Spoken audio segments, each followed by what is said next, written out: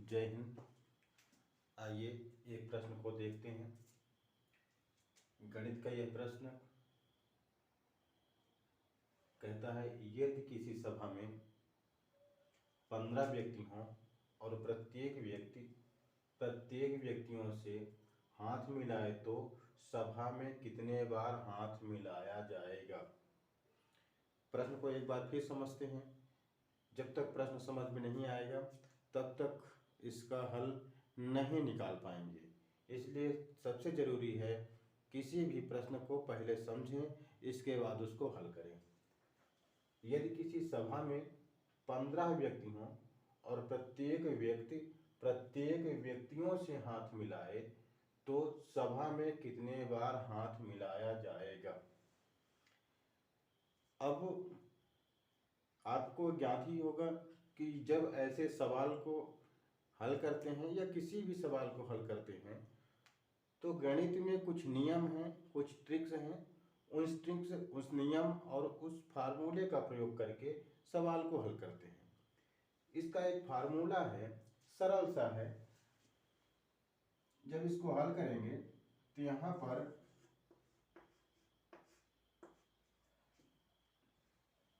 सबसे पहले इसका फार्मूला सूत्र लिखते हैं। सूत्र हो जाएगा आपका n² माइनस n बटा 2। ये आपका फार्मूला होगा। ये जो n दिया है, n क्या है यहाँ पर लिख लेते हैं, जहां n बराबर 15 व्यक्ति। इससे स्पष्ट हो गया कि जो n है वह व्यक्तियों की संख्या है। यानी किसी भी सवाल में यदि कोई ऐसा सवाल आता है तो जो n है वो क्या कहलाएगी, व्यक्तियों की संख्या। तो जहां पर n होगा वहां पर हम व्यक्तियों की संख्या लिखेंगे।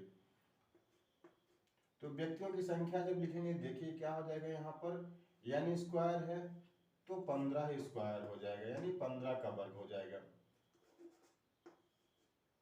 फिर -15 हो जाएगा, बटा 2 हो गया, बराबर 15 का वर्ग निकालेंगे तो 225 ऋण 15 बटा 2। 215 में 15 घट गया तो बचा 210 बटा 2।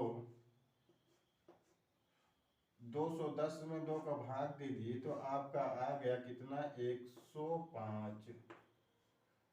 अब ये जो 105 है ये हो गया उस सभा में व्यक्तियों द्वारा मिलाए गए हाथों की संख्या।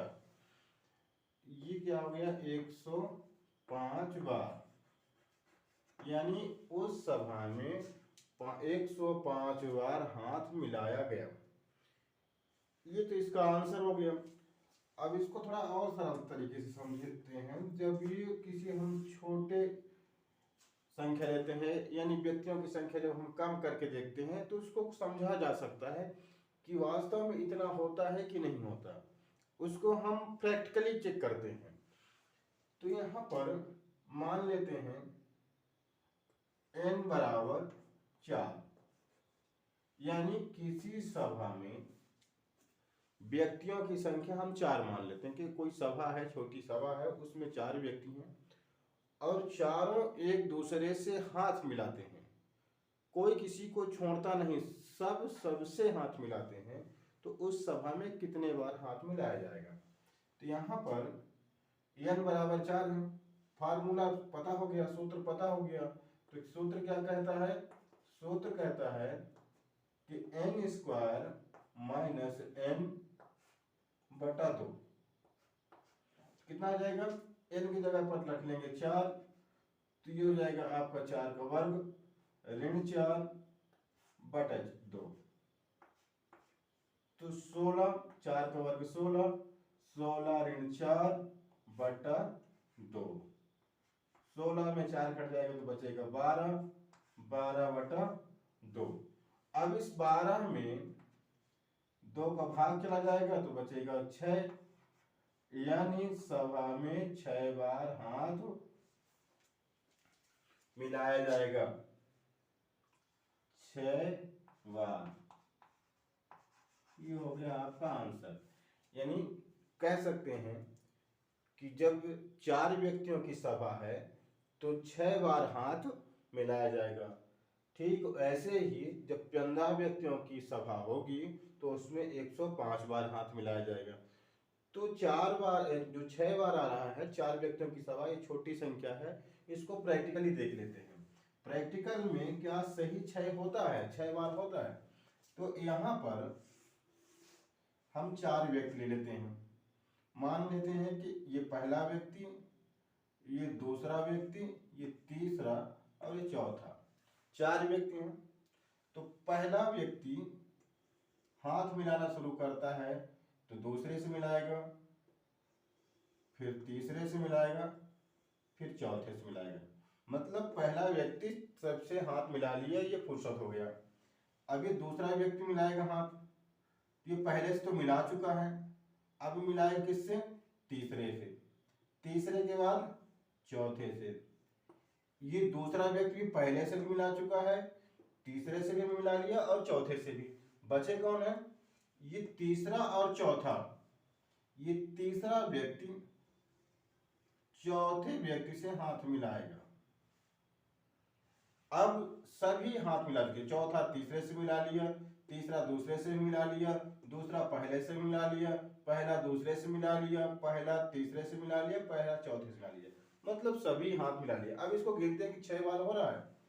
1 2 3 4 5 6, यानी जब 4 व्यक्तियों की सभा होगी तो उसमें 6 बार हाथ मिलाया जाएगा।